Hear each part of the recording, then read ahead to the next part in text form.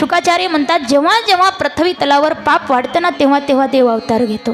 रामचरित मानसमध्ये फार सुंदर वर्णन आले, आपण या ठिकाणी घ्यायचं आहे. जब जब होय धर्म की हानि बाढ़हि असुर अधम अभिमानी. राम सिया राम जय जय राम. राम सिया राम जय जय राम. राम सिया राम जय जय राम. राम सिया राम जय जय राम. तब तब धरे प्रभु विविध शरीरा.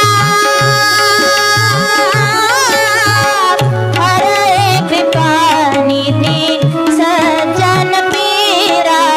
राम सिया राम जय जय राम. राम सिया राम जय जय राम. राम सिया राम जय जय राम. राम सिया राम जय जय राम.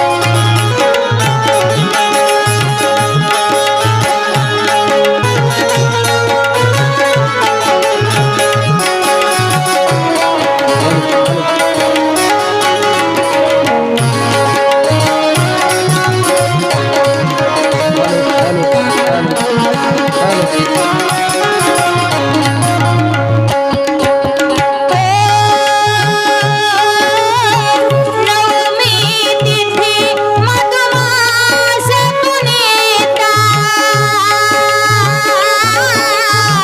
शुक्ल पक्ष अभिजित हरिप्रीता. राम सिया राम जय जय राम.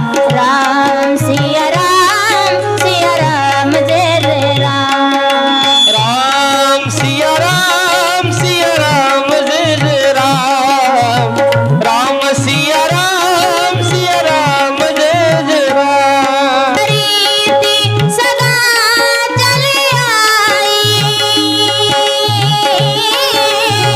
प्राण जाहि पर वचन न जाहि.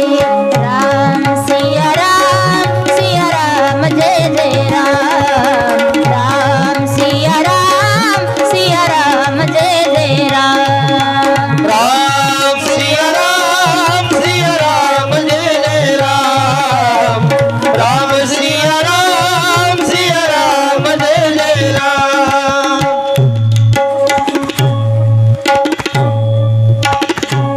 बोलिए रामचंद्र भगवान की जय. भगवान राम प्रभू यांना फक्त प्रणाम करून आपण पुढे जाऊया.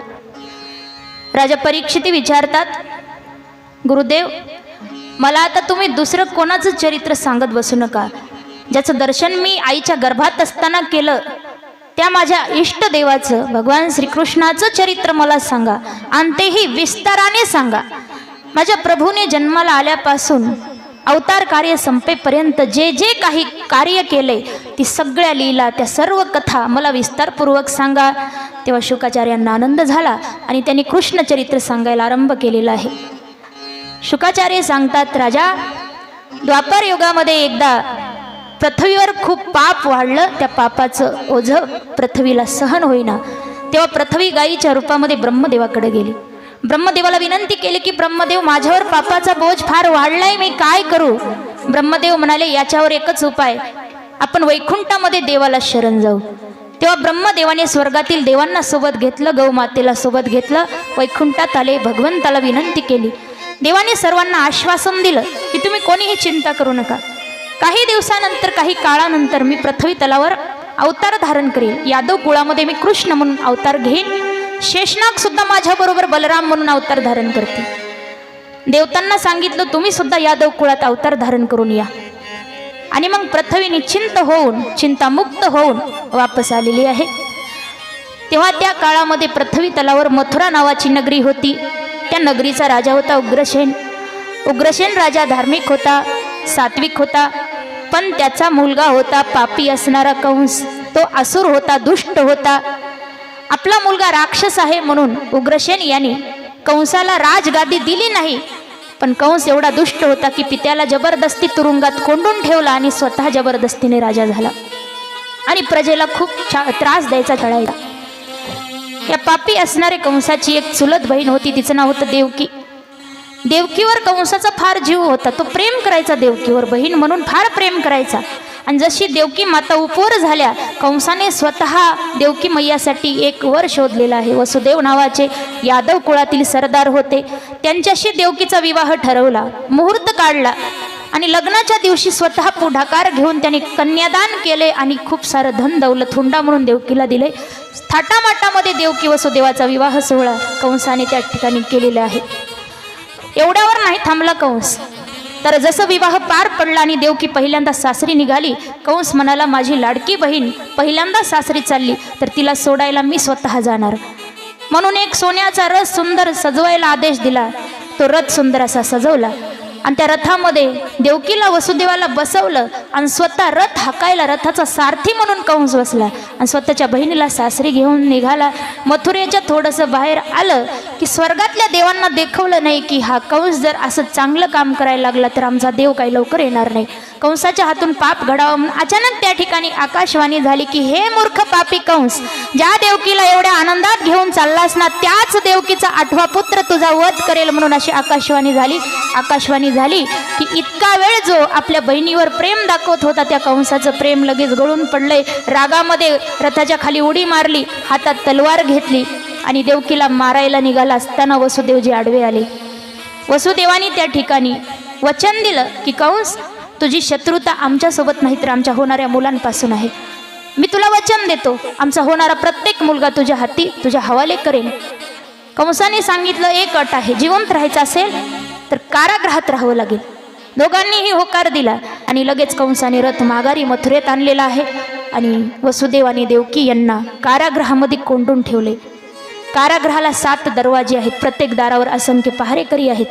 वसुदेव आणि देवकी मैयाच्या हातापायात बेड्या टाकलेल्या आहेत आणि त्या कारागृहात राहत असताना देवकीने पहिल्या बालकाला जन्म दिला, त्याचं नाव कीर्तिमान. वसुदेवाने वचन दिल्याप्रमाणे तो बाळ उचलला, नेऊन कंसाच्या स्वाधीन केलाय. कंसाला सुरुवातीला दया आली थोडीशी, पण नंतर कंसाने विचार केला की विष्णूचा काय भरोसा, आकाशवाणी जरी झाली 8वा मुलगा मला मारेल, पण जर उलटी गिनती केली तर पहिला 8वा होतो. त्याच्यामुळे आपण भरोसा नाही ठेवायचा, विष्णू कुठल्याही रूपात येऊ शकतो, कोणत्याही नंबरला येऊ शकतो. पण आधी दया दाखवली, पण नंतर दया निघून गेली आणि त्या नुकत्या जन्माला आलेल्या बाळाला दगडावर आपटलं मारलं. पहिला बाळ मारला, दुसरा बाळ मारला, तिसरा मारला, चौथा, 5वा, 6वा, 6 बालक मारले. आता 7वा गर्भ हा शेषनागाचा अंश होता, त्याला वाचवायचं होतं म्हणून भगवंताने योगमायेला आदेश दिला. योगमायेला सांगितलं की देवकीच्या गर्भातला तो अंश काढून तिकडे गोकुळामध्ये रोहिणी नावाची वसुदेवाची दुसरी पत्नी नंदबाबांच्या घरी लपून राहत होती. तेव्हा योगमायेने देवकीच्या गर्भातला अंश काढून रोहिणीच्या गर्भात ठेवला आणि रोहिणीने बाळाला जन्म दिला. तो शेषनागाचा अवतार आहे, त्या अवताराचं नाव आहे बलराम. बोलिये बलराम महाराज की जय. आता देवकी मैया 8व्यांदा गर्भवती होत्या. चेहऱ्यावर फार तेज पसरलं होतं आणि संपूर्ण कारागृह उजळून निघालं होतं. ते पाहून कंस महाराज फार घाबरला आणि कंसाने त्या ठिकाणी पहारा वाढवलेला आहे, कडक पहारा दिला आहे आणि सर्व सैनिकांना आज्ञा दिली की डोळ्यात तेल घालून रात्रंदिवस कडक पहारा द्या, कोणीही झोपायचं नाही. जसा 8वा जन्माला येईल ताबडतोब मला सूचना दिली पाहिजे म्हणून सगळे सैनिक त्या ठिकाणी कंस महाराजाची आज्ञा कठोरतेने पालन करीत आहेत. कोणीही झोपत नाही, काही नाही, दिवस रात्र ध्यान ठेवून आहेत की कधी एकदा 8वा जन्माला आला की कंस महाराजाला सूचना द्यायची. आणि संपूर्ण प्रजा ही वाट पाहत आहे, कधी कधी आमचा तारणहार, आमचा मालक आमचा स्वामी परमात्मा कधी येतो म्हणून सगळे देवाला विनंती करत आहेत. आणि ती पवित्र वेळ जवळ येऊ लागली. तसं कंसाचे अत्याचार वाढू लागले. कंसाने प्रजेवर अत्याचार सुरू केले. कुणालाही देवाचं नाव घेऊ द्यायचं नाही, कोणाला यज्ञ करू द्यायचं नाही, कोणाला सप्ताह करू द्यायचं नाही, कोणाला देवपूजा करू द्यायची नाही. कंसाच्या भीतीने लोकांनी आपल्या घरातले देव आणून विहिरीमध्ये नद्यामध्ये टाकून दिले आहेत. आणि कंसाचा अत्याचार वाढू लागला. तसं भक्तांची ही विनंती, भक्तांची प्रार्थना वाढू लागली आणि ती पवित्र वेळ जवळ आली आहे. श्रावण वद्य अष्टमीच्या दिवशी रात्री बरोबर 12 वाजता कंसाच्या कारागृहामध्ये भगवंताची 8 वर्षाची बालमूर्ती प्रकट झाली आहे. सर्व देवी देवता स्वर्गातले त्या ठिकाणी प्रकट होऊन देवावर फुलं उधळतात, पुष्पवर्षाव करतात आणि देवाचा जय जयकार करतात. इथंही सर्वांनी देवाचा जय जयकार करायचा. बोलिये कृष्णचंद्र भगवान की जय, गोपाल कृष्ण भगवान की जय, गोपाल कृष्ण भगवान की जय. आणि भगवान परमात्मा यांचं अवतरण त्या ठिकाणी कंसाच्या कारागृहात झालेलं आहे. देवाची 8 वर्षाची बालमूर्ती आहे. देवाने वसुदेवांना आदेश दिला की मला गोकुळात नेऊन सोडा. तर वसुदेवजी गोकुळात देवाला नेऊन सोडतात. हे सगळं कथाभाग आपण उद्या कथेत पाहणार आहोत. आता आपण या ठिकाणी कृष्ण जन्माचा आनंद सोहळा साजरा करायचा. पात्र बनवलंय का की नाही?